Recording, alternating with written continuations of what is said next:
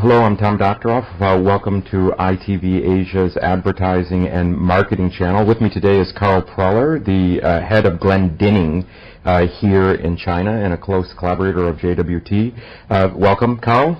Good afternoon, Tom. So just do me a favor, explain a little bit what shopper marketing is for the uninitiated. Sure. I think a simple definition is probably the best one.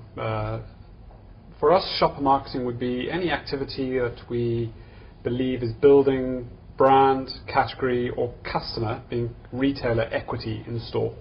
So it discounts the typical activities like price discounting, etc., but most other activity that builds equity would be considered shopper marketing if it's happening in a point of purchase. So make that a little bit more specific for me in terms of other activities in store or at point of retail that are building equity.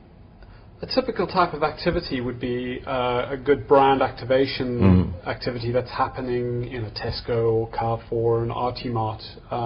Typically activity around events marketing or experiential marketing in store, or merchandising activity where typically you are building brand imagery and brand equity in a store environment. Typically it's where people can pick up and buy the product at the same time as experiencing the brand. Okay, but this sounds very much like brand activation. That seems like a very broad umbrella. When you talk about shopper marketing, who is your fundamental audience other than the consumer? Are you working with the retailers? Are you working with brands or brand managers? Who is your ultimate client? Shopper marketing, essentially great shopper marketing means you need to have three things in place. The first one is you need to have a very strong consumer proposition. The consumer is not always the shopper. For example, pet food. The consumer is the dog or the pets, and the shopper is of course the housewife or the person who's purchasing the products for the house. So you need to have a strong shopper proposition. What's the product going to be doing? What's the proposition in store for the shopper versus the consumer? And lastly, great shopper marketing also has a strong retailer proposition, customer proposition. It needs to do something for the equity of the retailer who's activating it. Suppliers cannot do whatever they want in store. They have to go through partners, the retailers, to get things done. So what is the retailer looking for? Obviously, he is interested in stronger brand equity, more people buying a brand through his store. But if you shift it from a consumer-centric or even a brand-centric orientation to a retailer-centric orientation in terms of their key business-building objectives, what are they looking for? Look, at the end of the day, retailers aren't about the manufacturer's brand. Retailers are about building category value. Category value. So the first entry point to working with the retailers, you have to be able to show retailers that you are able to build the value of a category. Typically retailers will be much more supportive of suppliers who are able to display that and show that as a proposition in any activity they're doing. So, sorry for putting you on the spot here, but give me two examples of something that's happened inside a store that you're working with clients or that you've seen in China that really builds the value of a category other than just through the brand itself. Sure.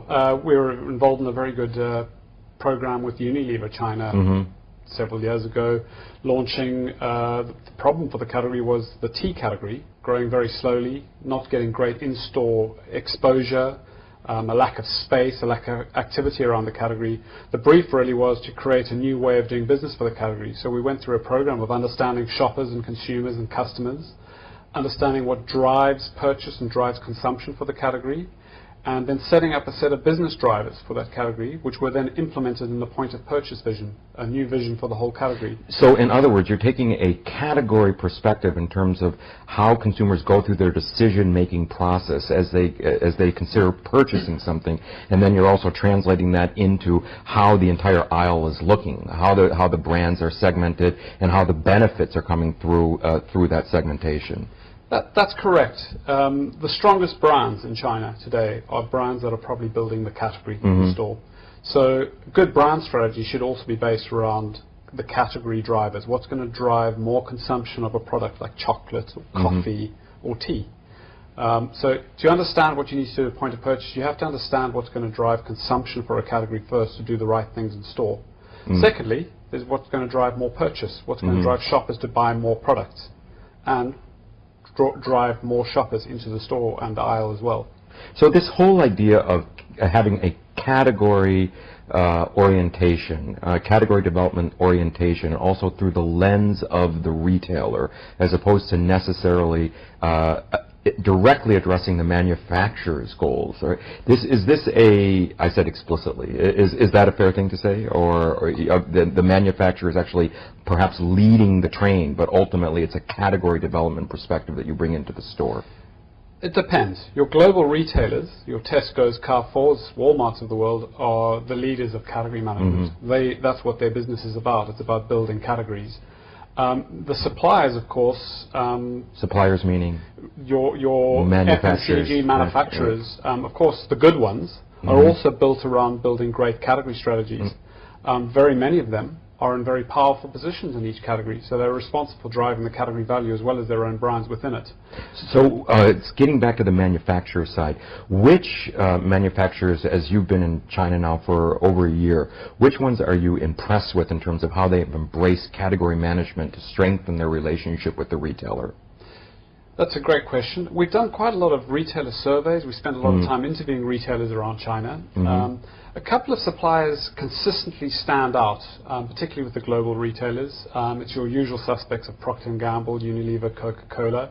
Others, such as Colgate, as well, get mentioned frequently as being great suppliers to deal with on a category and project basis, as well as very collaborative suppliers. Those would be your ones that really stand out in the market from a retailer's perspective, a top retailer's perspective. So you say the usual suspects, but if you were to say, take a look at their category management or shopper marketing strategies in China versus, say, in more developed markets, whether it be Europe, South Africa, you're from South Africa, that's correct, yes. Right? How far behind are those suppliers or manufacturers here? And point B to that question, what are the barriers in terms of getting them up to speed to their international standards? That's a big question. Yes, and I'm going to answer that's why I get 2 points. Okay. I think the first step is how far your suppliers in the market here in China. Well, firstly, China is attracting all and sundry the best. We come across some of the best global managers that we come across anywhere in the world in China and the FMCG manufacturers. So in terms of top level leadership capability, there's no gap in China. They've got the best people in the markets that we come across anywhere pretty much here. I don't think you would have seen that 3 or 5 years ago. So Probably not. Probably not. But that's a good thing that's happening. I think there is a bit of a disconnect between the ambition and vision from your international leadership that's in the market and obviously the on-the-ground capabilities. There's a lot of work still to be done in terms of building up the base global best practice capabilities on the ground. That being said, there are some examples, such as the tea example I gave you, and there are others out there in the market that we would consider as good, if not better, than anything we've seen anywhere in the world in terms of strategic category marketing. Okay, but let's go back to that gap that you just talked about between the enlightened senior management and then what's actually happening right through the trade and through the sales organization. Is there a disconnect? It is not a disconnect as much as an experience gap, I think. What's happening and what the main pressure point a lot of FMCG suppliers particularly are facing is when you're coming up in front of Tesco, Walmart or Carrefour, you very often are meeting with global management as well. The retailer capabilities are very high, certainly at a leadership level as well. This is a big pressure point, and it's a pressure point for suppliers all over the world, in fact, as the retailer capabilities are constantly improving. That's the benchmark, because you have to be able to deal collaboratively and winning with your partner retailers. So in terms of the key on-the-ground capabilities, it's a combination of brand management, customer management basics, and field execution more than anything is absolutely critical in China. So let's switch over now onto the retailer side. You keep on mentioning Walmart, Tesco, these usual retail suspects. Is it fair to say that they are very aggressive in bringing over their category management passion, okay, from other markets into China, and so they are setting the standards of this practice on the mainland? I think that's a yes and no. I think they're not having an easy ride of it at the moment. I don't think all of them have had a great year, certainly in China. In the last 18 months, it's been a tough go for the global retailers. We see a lot of the local retail chains doing incredibly well in terms of like-for-like store growth. And that does beg the question of how important local understanding That is to certainly does beg the question. So how important for your business, for example, and the development of the market is what's happening on the local scene? Is there progress being made with local retailers? Certainly, we work with a top-class local retailer, Beijing Hualian. What are they doing? Huge investments into trying to understand category management structures and organization, as well as, of course, getting the basics right in their stores.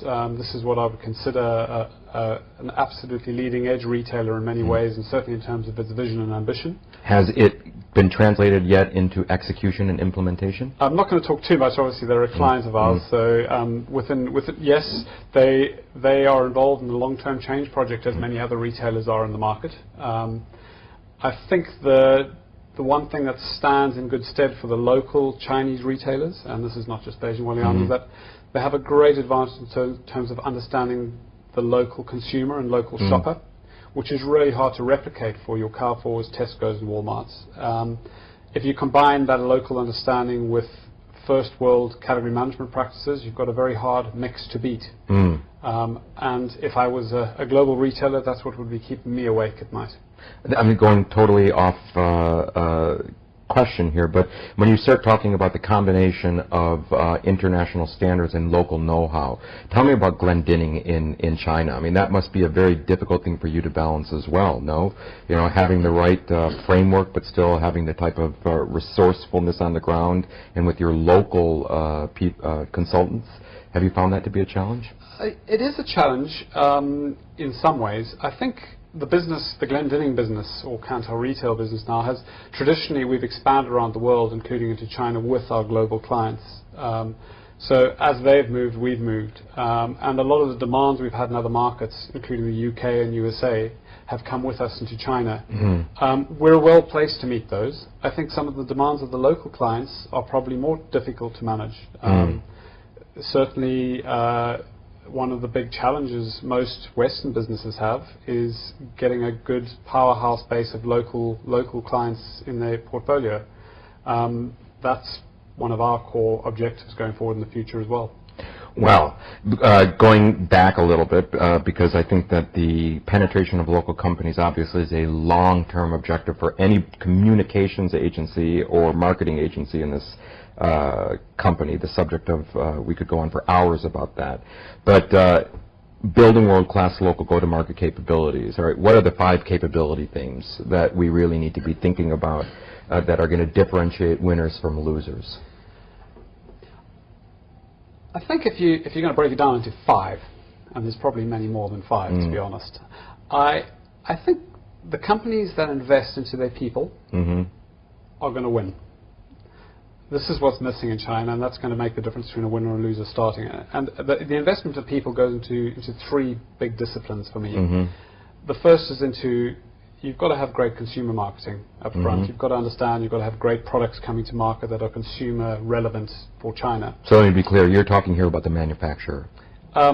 Yes, manufacturer and retailer need to be concerned about consumers. Although for retailers, of course, it's their shopper that we're talking about there. On the second key theme, of course, investment into shopper marketing capability and shopper management capabilities, I think, is a critical differentiator between winners and losers going forward. We're already starting to see it with some businesses really starting to stand out versus others. And last but not least is customer management capability. When we say that, I think there's a combination of dealing with modern trade retail, so all the challenges that come with dealing with your sophisticated retail, as well as the broad field management capabilities, which is obviously the great mass of millions of outlets out in China. How do you get to them? How do you service them? What's your go-to-market model? The businesses that have a great geographic and city-based expansion model and they are able to execute are going to win if they get that right. But that sounds like a very big, glorious, utopic vision here. I mean, you talk about, you know, the usual suspects in terms of being able to really implement a category management strategy and establish close partnership with retailers. But What is keeping more and more, or as many as we would like, manufacturers from really pursuing this strategy in China? I think if you're looking at through the eyes of most of the FMCG manufacturers, I think top of mind is trying to understand where to go and where to play next. What do you mean where? I think the biggest challenge for most businesses is understanding that you can't go everywhere straight away. It's a bit of patience. You need to have a very well thought through, pragmatic as well as ambitious plan for expanding as you go through the market. Still to this day, with the best in the market, the expansion into tier 2 and tier 3 cities is still completely lacking, even with the best marketing businesses that we deal with. So you seem to be saying it's still a retail real estate land grab. No, for retailers, I think you've got a combination of two models at work. I think in terms of a normal retail evolution model, yes, China as a whole would be considered a land grab market, with retailers scrambling for retail space and basically locations across the country, and that's particularly in tier 2, tier 3 cities.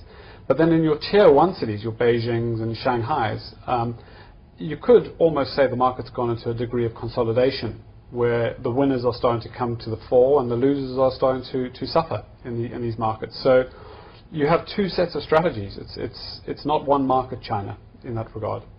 So I hear you very clearly. It's not one market, two sets of challenges. I think I knocked you off your course. We were talking about the fundamental barrier that is keeping sophisticated companies that really understand the importance of category management and shopper marketing from actually implementing. What is that, and how can Glendinning help? I believe that it's structure. The company's structures in many businesses in China are going to contradict the need for integrated marketing. This sounds very important, or very subtle. What do you mean by the company structure? Most companies are structured in silos around marketing, sales, field sales, sometimes separately, merchandising. So you've got different departments. A real winning company going into the future is going to be able to have a very integrated, holistic view when it goes to market. A brand idea is going to be able to cross all the functions, and what you do in your media campaign is going to land in a store seamlessly. So one of the biggest things businesses should be looking at is how are they structuring their go-to-market organizations. So de-siloification sounds like a major issue. And then that seems to also be the barrier to truly having end-to-end communications. Is that a fair thing to say, that until we have a truly market-focused organization that is built against sustainable category strategies that also encompass end-to-end, we're going to see frustrating days? Yes. Structures are first. I think within structures comes your proper investment planning and measurement. Putting your media budget next to your trading terms and your shopper activation budgets. At the moment, in most businesses, those budgets are all managed by different people with different objectives, both long-term and short-term. If you really want to have maximum impact in China, if you are able to concentrate your funding around your big bets, and I mean products and initiatives, you're going to win. That's clear, and you see that in many markets around the world. The businesses that are best able to focus limited funds around the things that they really want to win doing are the ones that stand out versus the competition. That seems like a very fundamental yet tall order. This type of market-centric structure in the organization and the investment behind what you need to do to really make sure that your key initiatives are landing with the most power. I think we're approaching the end, but is there anything else that you'd like to talk about? Well, I think the final thought, I think, is for winning companies. One of the things that's really going to stand out is the ability for organizations to really understand retail equals media going into the future. And it's not just the field teams and the shopper marketing and merchandising people. This is really a call to good brand management, where your brand managers, certainly in the suppliers, need to really begin to push point of purchase, the store outlet environment, to the front of their planning process. Basically start with the store first and then plan on the media campaigns around that. If you can get the point of purchase right, you're 70% there towards winning. So when you talk about that, you're not just talking about a category store environment, or a category environment that a store environment that helps category development. You're actually talking about it in brand-centric terms. Is that correct? Yes.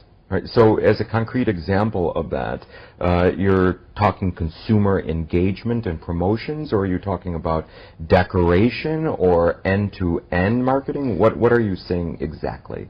I believe good companies need to view point of purchase in both. When they're making changes and having an ambitious point of purchase vision means having a vision for permanent change in the fixtures. So people need to be able to walk into their local hypermarket and walk down the chocolate aisle or the soft drinks aisle and go, wow, what a great shopping experience. It's a permanent change to the environment that people enter. They can find the brands they want and they can experience the brands in a store. So that should build category value at the same time as brand value.